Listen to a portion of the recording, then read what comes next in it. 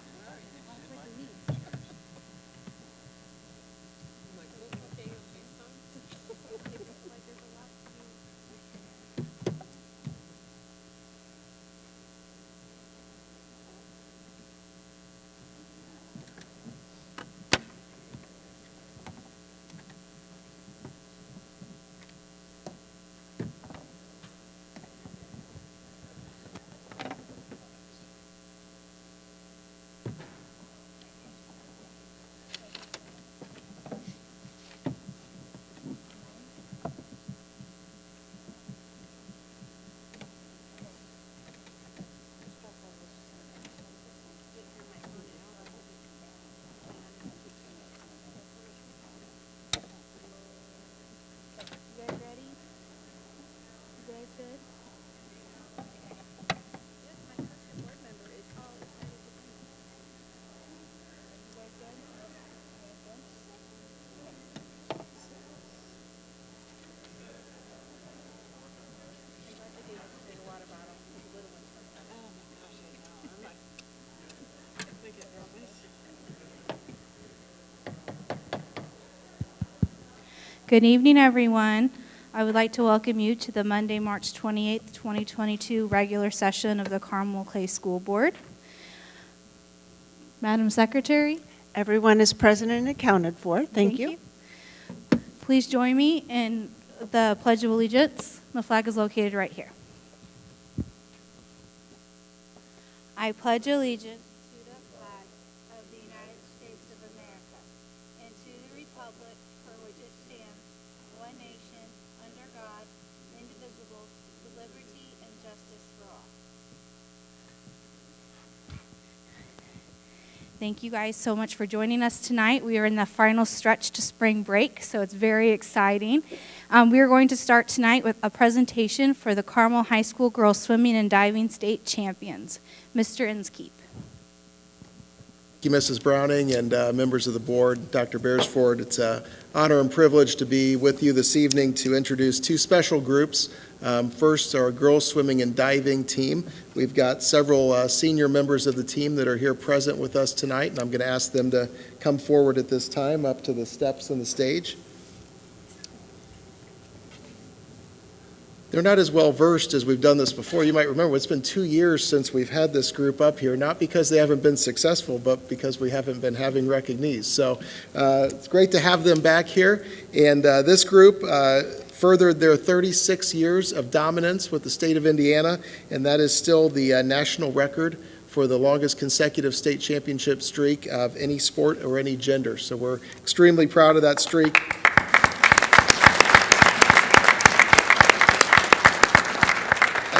I would also like to point out, though, this group has done this one time as seniors, and this is a very special thing for them to go through this, especially for them coming up through the ranks of the Carmel Swim Club and seeing all those before them. So the internal pressure that they feel is tremendous, but they handled that with grace and class, and were just awesome in the pool as well.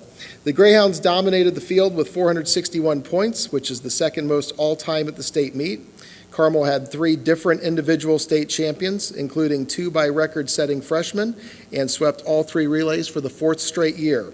Alex Shackles set a new record in the 100 butterfly. Lindsey Bowen won the 500 freestyle and set a new state record in the prelims. Barrett Berglund set a new state record in the 100 backstroke and winning the event.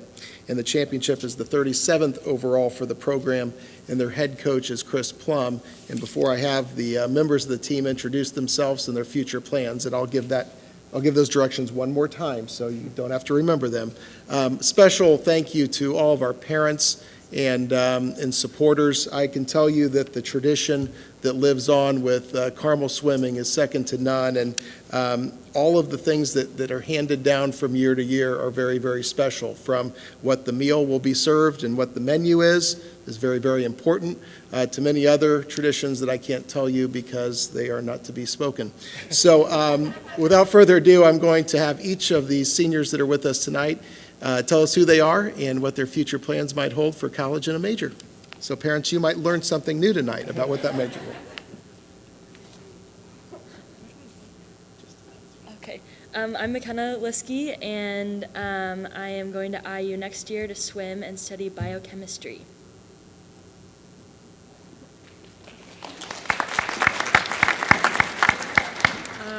Hi, I'm Haley Reed. I'm going to Columbia University next year to swim and study biology. Hi, I'm Ashley. I'm going to Hope College to swim and to study exercise science.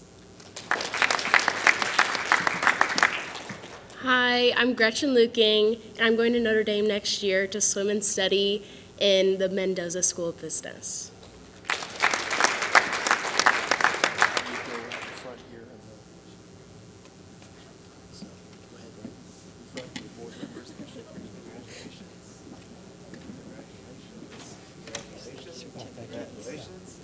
Congratulations, Coach. Well done. Okay, you want to do a book afterwards?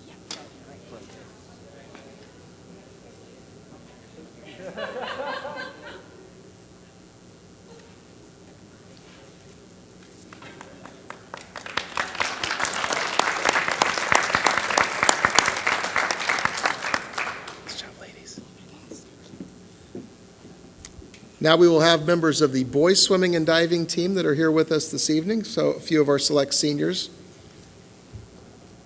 As they are coming to the stage here, this group, much like the girls, has many, many traditions, and this group is setting their own course in terms of their own streak as well. So the Greyhounds this year won their 8th straight state championship, which is now the 4th longest in IHSA history, and this group was dominating like none other, and like the girls, they have overcome so many obstacles here over the last few years, working through COVID-19 and all of the protocols that we've had, and a special thank you to all of our parents as well. I didn't say this with the girls team, but much like as well, the many early mornings, the waiting in the parking lot for all of you, because sometimes you're very slow getting out of the locker room, is just incredible. And all of the service hours that our parents serve, serving in so many ways, it is always an opportunity to have a first-class meet, and we could not do it without their help. The Greyhounds scored 381 team points, which was the second most all-time at the state meet. Carmel had 3 different individual state champions: Aaron Shackle in the 100 butterfly, Sean Sullivan in the 100 freestyle, Ryan Melicky in the 100 breaststroke. And the Hounds also won all 3 relays, including the 200 medley relay team of Sean Sullivan, Ryan Melicky, Aaron Shackle, and Christopher Holmes. They set a national record in the event in a time of 1 minute, 26 seconds, and 80.88.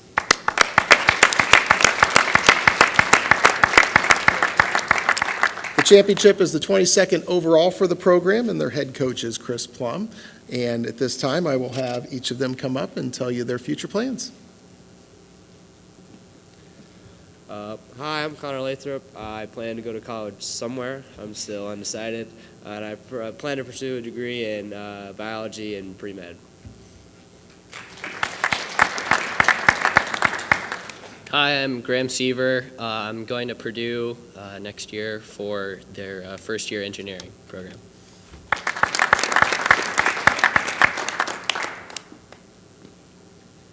Hi, I'm Christopher Holmes. I'm going to study at IU and swim as well.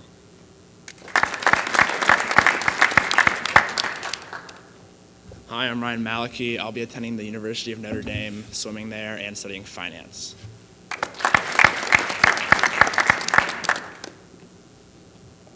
Hello, my name's Leo Hahn. I'm currently undecided where to go, but I do continue to plan on swimming in college and studying biology.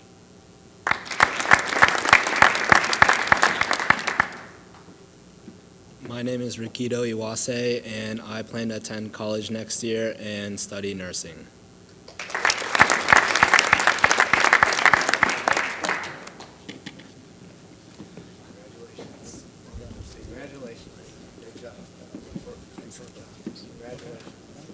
Do you want me to introduce the video, or what do you? Yep. Congratulations. Thank you. I don't know.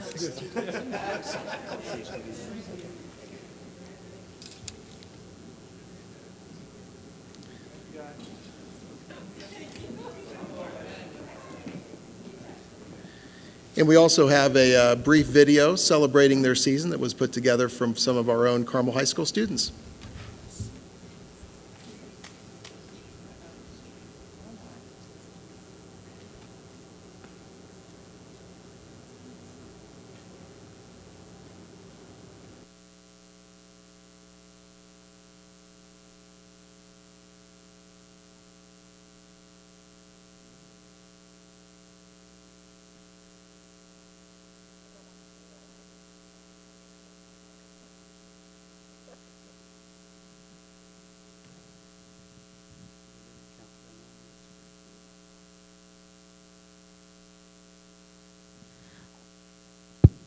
While they're getting that, I just want to say that I had the privilege of jumping into the diving well for the boys this year. Very fun. I was not expecting salt water, so someone could have warned me about that. I got a mouthful of that. But next year, girls, I'm coming for you, okay? Because that, I want to do that one, so no pressure. But I had the pleasure of watching both of those meets, and I just want to tell you guys, you push a lot of water. I always think it's amazing when I'm up high, you look like you're going fast, but when you're on the deck, you guys are going crazy fast, and I'm just amazed by what you can do, and I know how early you get up in the morning, and I hope you did like the time change to give you a little more sleep in there, but I know how hard you work and that you put in a lot of yards, and so congratulations to all y'all and your parents especially, because I know that you guys are the support crew behind the whole machine there, and congratulations to Coach and your staff.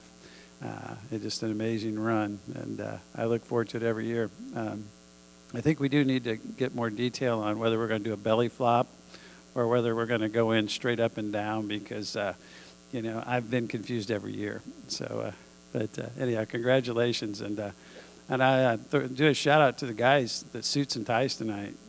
Set a standard. I don't know. That might that was pretty solid there. I think we may have more of those coming up. So congratulations. I think we're ready to go.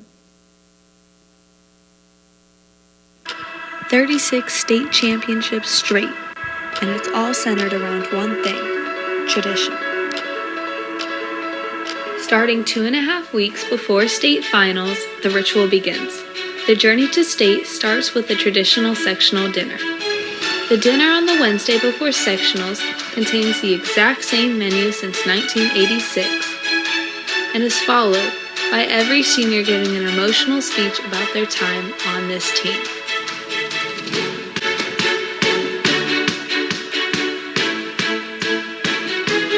Finally, the racing begins. The energy at Noblesville High School is electric. The athletes that are not competing stay in the stands and wear the craziest outfits while cheering for their teammates who are competing.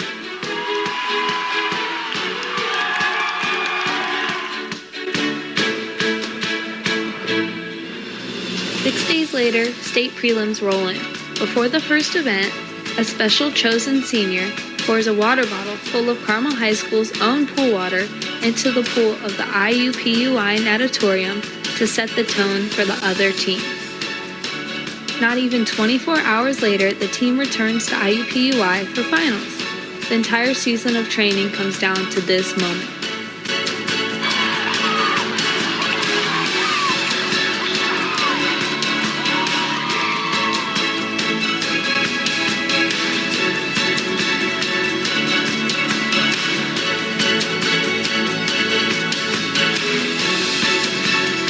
After the races are over and the records are broken, The entire team celebrates by jumping into the pool and counting down from the new number of state championships.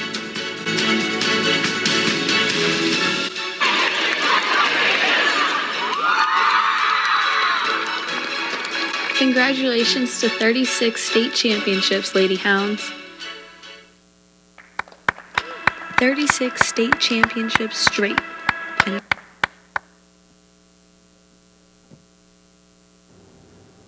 This year, the Carmel Boys Swim and Dive team won their 8th consecutive state title in Indiana. On the road to this achievement, the team enjoyed a list of additional accomplishments, scoring the second highest number of points in state history and setting a new national record for the boys' 200 medley relay. With this latest win in mind, the team's head coach, Chris Plum, has now led the Carmel boys and girls to a combined 27 state victories. Congratulations to all the boys for their 8th consecutive win. Go Hounds.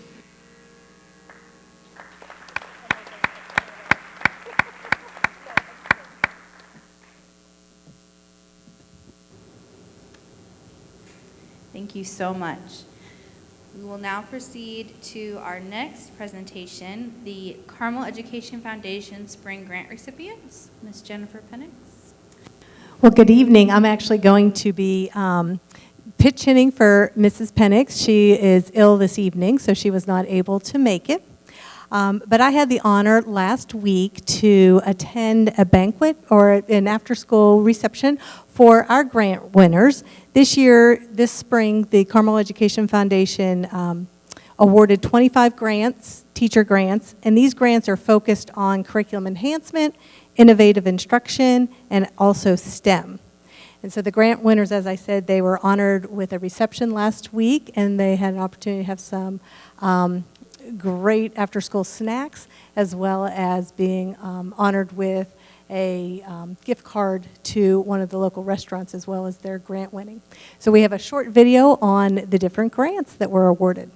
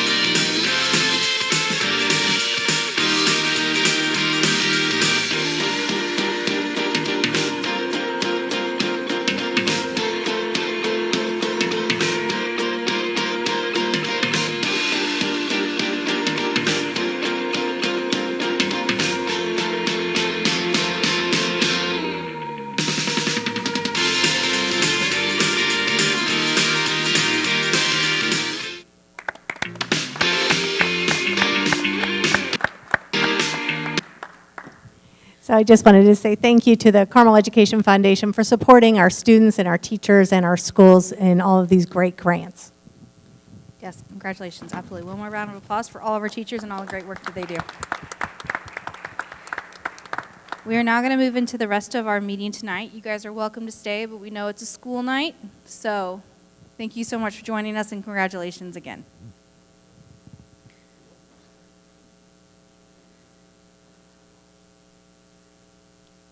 I'll wait just a minute and then we'll move on to the next section.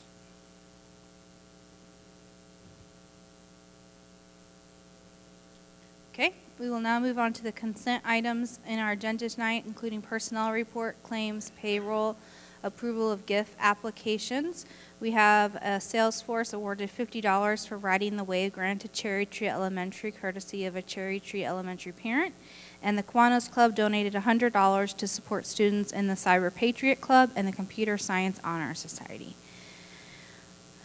Do I have a motion to approve consent? Thank you, Ms. Vandenberg. Do I have a second? Second. Thank you, Ms. Jackson. All those in favor, please signify by saying aye. Aye. Motion carries 5-0.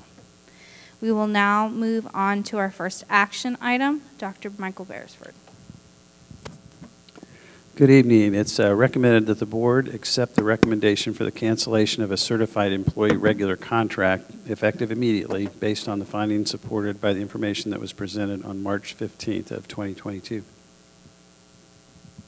Thank you, Dr. Beresford. Do I have a motion to accept the cancellation of a certified employee contract? Thank you, Mr. Kirshner. Do I have a second? Thank you, Ms. Vandenberg. Discussion? All those in favor, please signify by saying aye. Aye. Motion carries 5-0. Our next action item is 4.2 change orders, the Murray Soccer Stadium and Hartman Baseball Complex. Mr. Roger McMichael. Thank you. These, there are multiple change orders here, which there's details in your report. The total amount of these change orders is $239,928.95, and we'd recommend your approval. Thank you.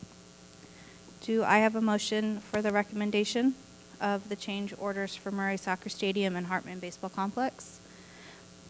Thank you, Ms. Williams. Do I have a second? Thank you, Ms. Jackson. Any comments? Questions? Okay. There's a motion and a second. All those in favor of approving the change orders for the Murray Soccer Stadium and Hartman Baseball Complex, please signify by saying aye. Aye. Motion carries 5-0. 4.3 change orders, Carmel Elementary School. Thank you. Again, there are numerous change orders here. The total amount of the add change order is $27,115. Thank you. Do I have a motion to approve the change orders for the Carmel Elementary School? Thank you, Mrs. Spannenberg. Do I have a second? Thank you, Ms. Jackson. Discussion? Mr. Kirshner?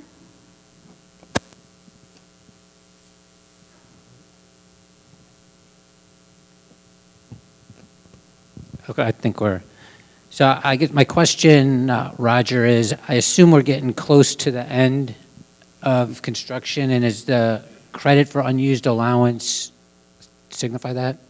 You're correct. We likely still have some closeout change orders we'd refer to, and there very well be some deduct change orders to the extent all the allowances have not been used. Thank you. Any other questions? All right, this has been motioned and seconded. Any other questions? All those in favor signify by saying aye. Aye. Motion passes 5-0.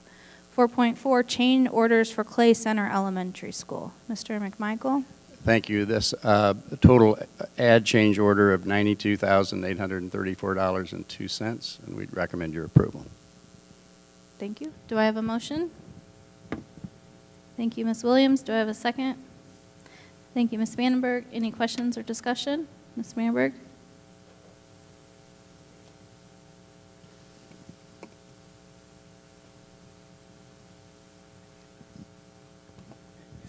Roger, with all these change orders, where are the monies?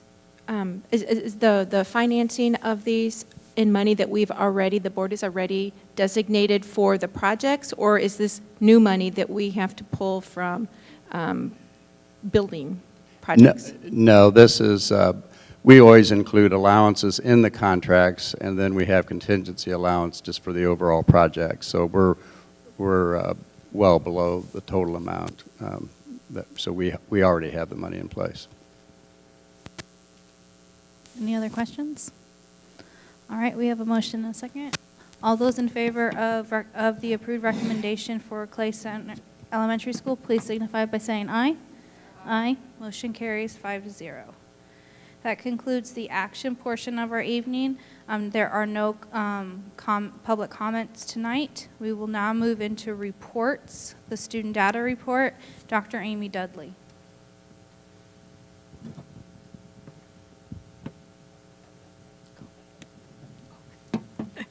Thank you. Well, this evening I have a short student data report that looks at our NWA MAP Growth Winter report for our students.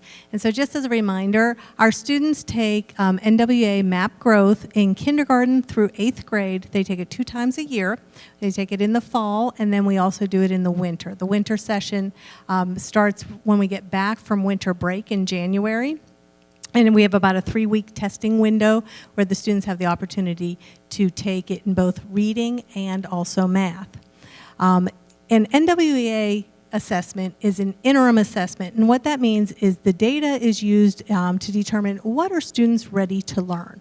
What are the students, as we dive into the data, we look at their areas of strengths, and then we look at their areas of need and where they're at ready to learn.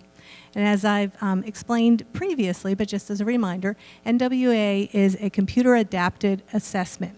So it starts wherever the students left off in the previous assessment, and it gives students, it may be on grade level types of questions, above grade level types of questions, or below grade level based on how the students perform on the assessment. So if the students are going along and they're taking they're answering the questions correctly, then the questions continue to get more and more difficult. If they're answering the questions incorrectly, and then they scale the questions down to really determine where is the student now and what are they ready to learn. So that's the type of assessment that NWA is, and it's very different than our iLearn assessments that we have. So first, to look at where we're at. This first chart here shows our students' growth from fall to winter, kindergarten through 8th grade. And so you can see in the fall, the blue bar is the fall scores, and this is the median RIT reading score. So a RIT score is a standardized score that can be compared across all grade levels. And so it's a scaled score. And you can see that our RIT scores from fall to winter, that median RIT score, in all grade levels, our students are showing growth. Then the gray line, that is the national norm. So that what that gray line is showing you is what is the mean score for students all across the country that are taking NWA assessment. And you can see for both fall and winter, our students' median RIT score is above that mean score for students across the country. And so this is in reading. And a very similar graph you can see in math, kindergarten through 8th grade. This is looking at the median RIT score again for the fall as the winter. So you can see our students make growth. You can see students in the younger grades, kindergarten, 1st, 2nd grade, make more growth than students do in the upper grades in 6th, 7th, and 8th grade. But you can also see that our scores are above the national norms as well. So our students are outperforming the students when we look at growth across all grade levels, kindergarten through 8th grade.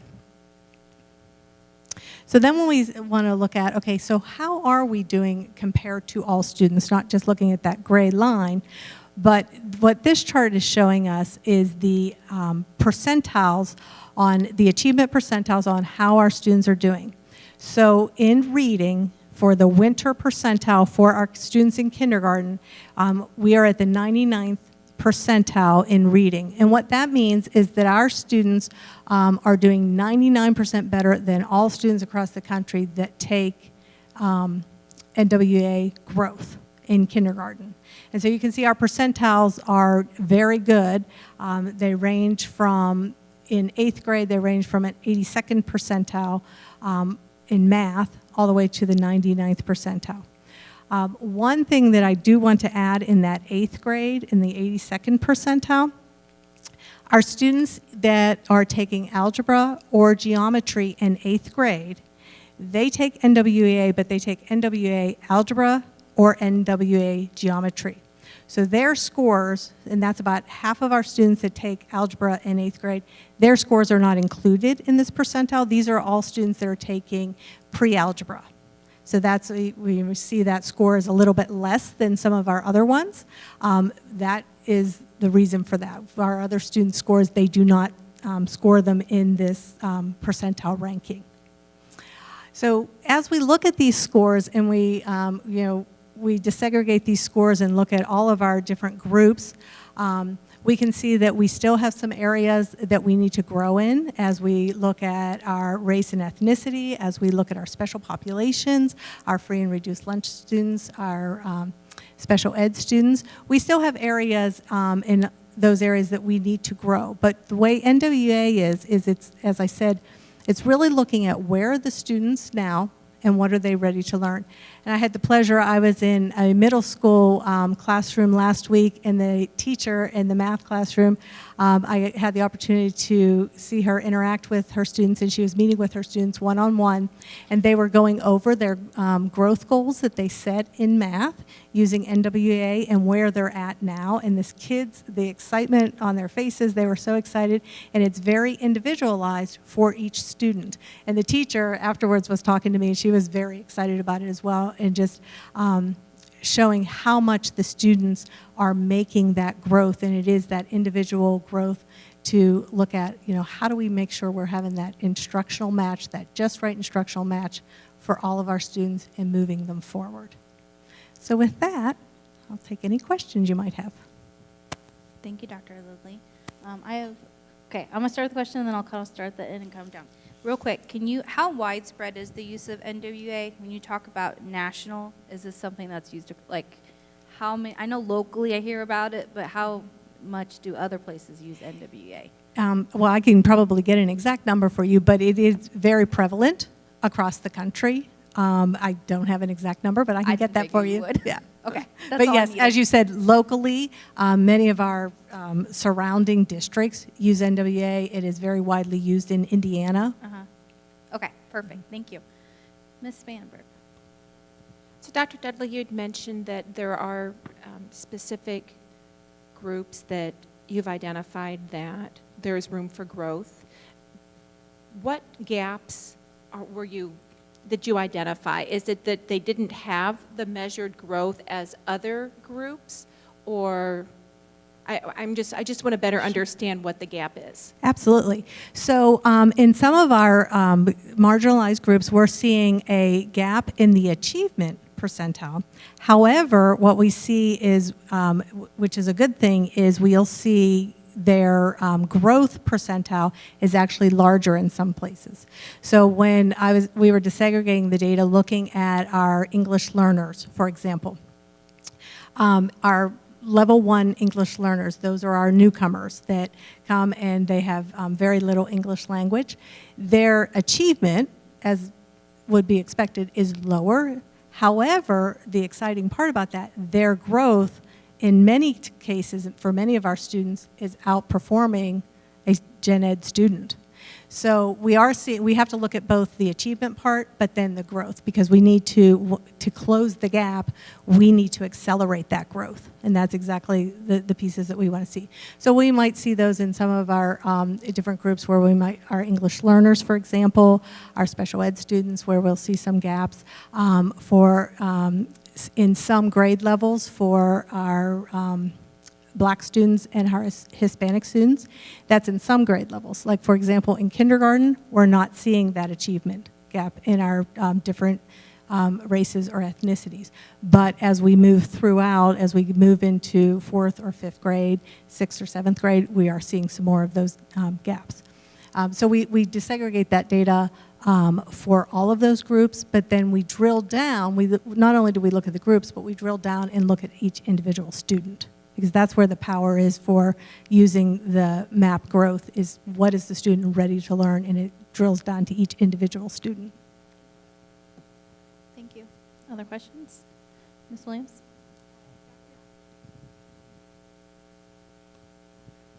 Thank you, Dr. Dudley. This is very interesting. For this spring compilation of the data, do parents get this information, and has it already been disseminated? Yes, so parents have already received their own students' individual reports that get sent out once we finish the assessments.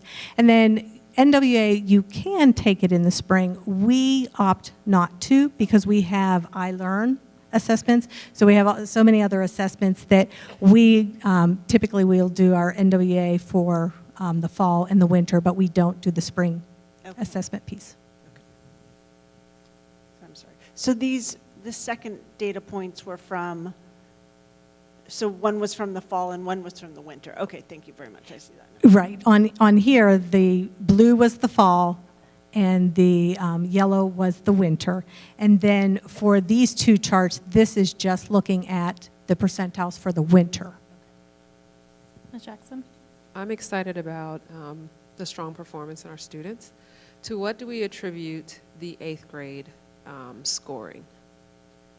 When we look at the comparison for the 8th grade versus some of the other grades, right here? Reading, yeah, I'm on the third slide. Yeah. What do we think are the contributing factors for the 8th grade scoring? Yeah. So for this one, are you talking about the growth is not as large, or? Yeah, yes. Yeah. Mm-hmm. So in here, for our 8th grade students that are taking algebra and our 8th grade students that are taking geometry, they're not included in these scores. These are only for the students that are taking pre-algebra. Okay. And so about half of our 8th graders do take either algebra or geometry, which is above grade level. And so they do take NWA, but they don't include this in the median scores. Okay, thanks. Same question, but with reading. It's pretty consistent until you get to 8th grade. Right. With the 8th grade and even with the percentiles, we do see a dip in the 8th grade, and that's just one more thing of looking at each individual student. That was the median piece. Now, where are we as far as what do we need to do to move all students forward? Last year, too, because during COVID, our 6th, 7th, and 8th grade students did not take NWEA. We only had scores for the elementary last year.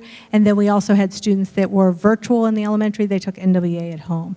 So it's not necessarily fair to compare. Typically, what we do is when I come to a board meeting and look at winter scores for NWA, we usually look over a year from winter to winter. But since those scores last year, we're not comparing apples to apples, we're looking from fall to winter in this area. So that's an area of just looking at, the 88th percentile is not as good as our students in the 99th percentile, but it also is very good for, that is the median percent, the percentile there. But there's still, as I said, room for growth. And how are we making sure we're moving all students forward? Thank you. Any other questions? All right, I think I can speak for all of us when I say thank you so much for presenting this data to us. It's really important for us to kind of see how our district is growing, and as we love the successes, but we also want to see, where can we get better. So appreciate Absolutely. the time for that. Thank you. All right, we will now move into the monthly financial update. Mr. McMichael. Thank you. We're just a couple months into the year, but first starting with our education referendum and rainy day funds, you'll see that our ending cash balance for February was just almost $2.5 million. If you compare that to last year, It's down, but you'll see when I present when I get to the rainy day fund, the difference is in the rainy day fund. Last year, we had more cash in that fund at this time of the year. We later used the cash in part to provide for what we refer to as a COVID stipend. And so the difference really from this year to last, if you take into consideration the rainy day fund, we're about on the same track as this time of the year as we were last year. Later in the year, we will be recommending some additional transfers from our operations fund to the rainy day fund, so that'll change. You may recall that in our financial report, we want to maintain a minimum of 8% cash balance in these funds, but we have as a goal to increase it to about 12%. So COVID, frankly, delayed that a little bit because monies that we transferred, we spent most of them on COVID-related expenses. You can see here, again, last year in February, these funds had $3.3 million in cash. Going to the operations fund, this one's hard to compare one year to the next, but you can see as with the first funds, because this is, the operations fund is primarily funded with local taxes, most principally property tax.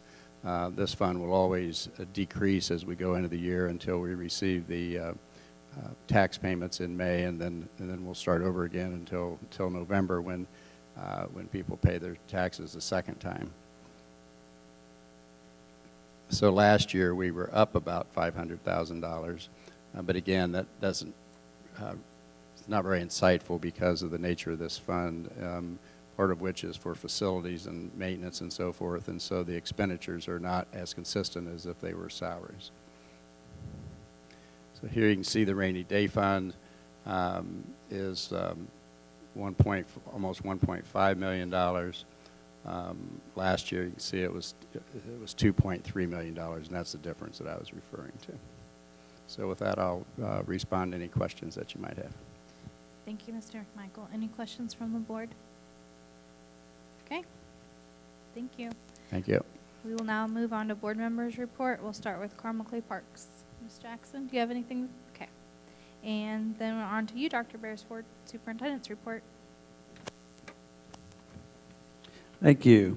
It's always a good night when we start out with a whole bunch of state champions, and also our grant award winners from the foundation. It was a pretty impressive group. The slides kind of went by fast, but some of the innovation that goes on through those grants is really something special. And I've always said that those CF grants are kind of like the spice of life. They get teachers kind of thinking creatively and going through the process to get those grants that really can amp up some creative flow and some different things, and then they share what they've figured out with other teachers, and it just kind of has a good spontaneous growth piece there. So really appreciate the support of the foundation.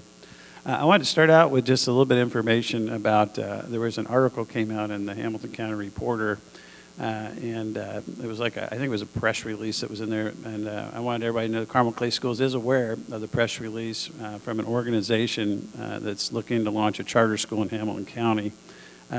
In that press release, it said that we were negotiating with them or having conversations or something. Well, Carmel Clay Schools has not had any contact with that organization or really any school about transferring the ownership of Orchard Park.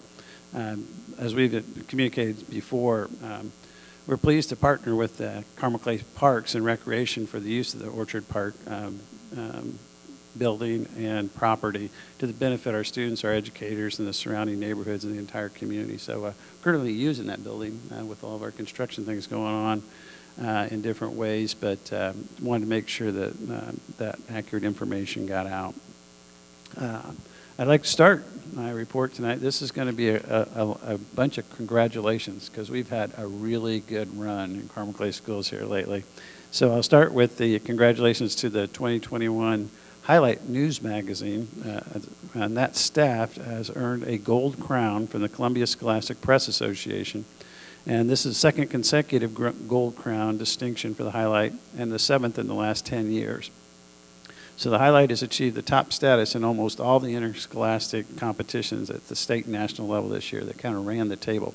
And some of these are from last year's staff, and there's a lot of carryover and that sort of thing. But what an amazing achievement, in addition to a wonderful way for the kids and community to get the Carmel High School news. So real proud of those young journalists that are just knocking it out of the park. Congratulations, Creekside Middle School Academic Bowl team. They won the prestigious Hamilton County Academic Bowl in a tiebreaker round against Westfield. So it was a lot of drama there. And we're proud of you, the team, and your hard work and dedication to all things academic. So good job, Creekside. The Wildcats got it done. Congratulations to Ria Koya from Carmel Middle School, who won the regional spelling bee and now goes off to the national competition. So hopefully we'll see him on ESPN, because they sometimes televise the national spelling bees. That's a pretty cool thing. This past weekend, a few of our outstanding science students entered their research at the Central Indiana Regional Science and Engineering Fair. Each of these students won their division or placed in the top 3 of their grade level to advance to the state fair. So please join me in congratulating the following students, and I apologize in advance if I mess up some names here, but I think I got most of them. Rowan Bosale, Luca Mo, Alan Huang, Raghav Siram, Grace Yang, James Yang, and Jonathan Yang. So they all went and pretty much dominated. So congratulations to those science students. Another big congratulations to Jessica Ding, who is a national medalist in the 2022 Scholastic Art and Writing Awards. So to get this in perspective, more than 100,000 students submitted more than 260,000 works of art and writing to the 22 Scholastic Awards. Her memoir was selected by some of the foremost leaders in the visual and literary arts for excellence in originality, technical skill, and the emergence of a personal voice or vision. Less than 2,000 works received the national medal. So that places Jessica in the top 1% of all the submissions. So 2,000 out of 260,000 are chosen, and Jessica was one of those. So congratulations, Jessica. Outstanding work there, of course. Kind of a really cool thing is congratulations to Carmel Middle School SRO Officer Matthew Brodsnax. And he was chosen as Carmel Police Department's Officer of the Year for his outstanding service to our schools and the community. So we're both proud of Officer Brodsnax, but also so thankful for his outstanding work and making such a positive difference in our students' lives.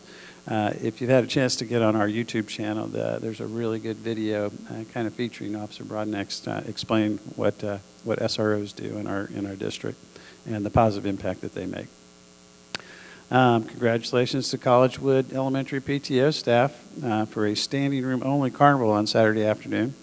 It was really special to see a huge turnout, and it was even more special to see all the students and family having a lot of fun together. I think it was part of the big turnout was we got to, and so it was pretty cool.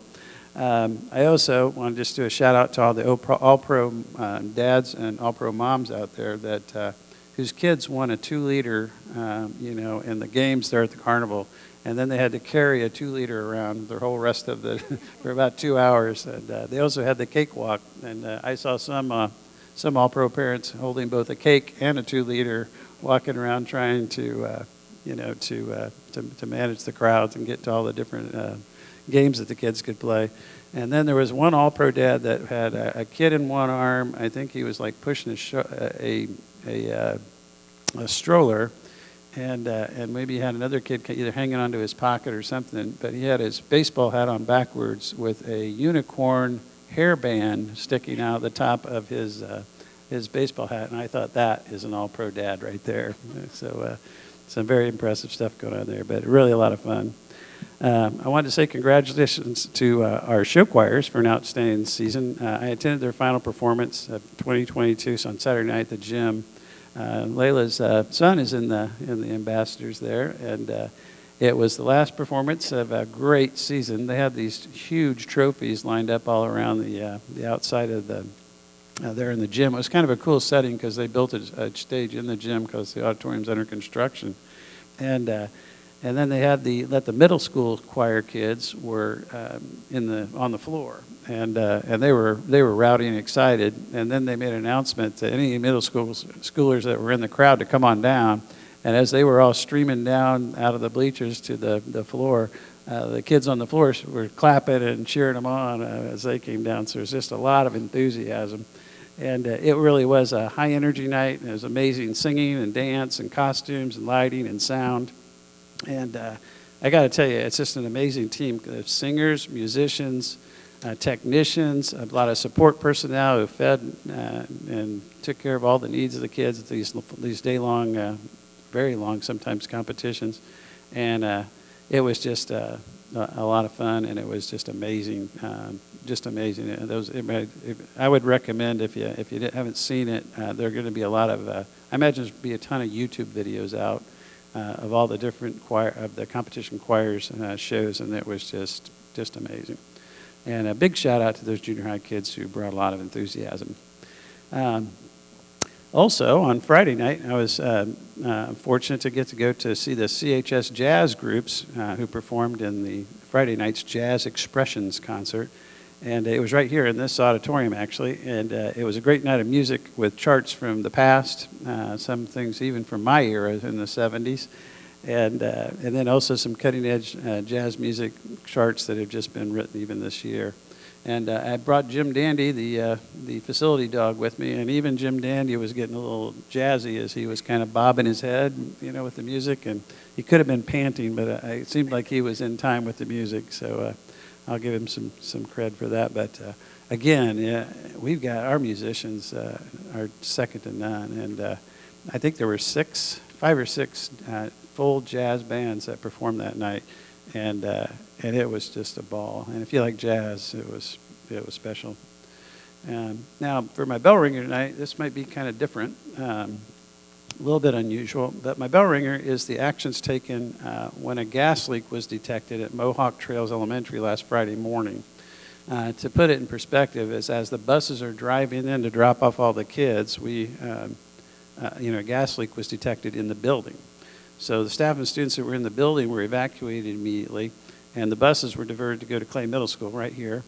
And the students who walked to school or were dropped off were transported to Clay as well from some extra buses and bus drivers we had.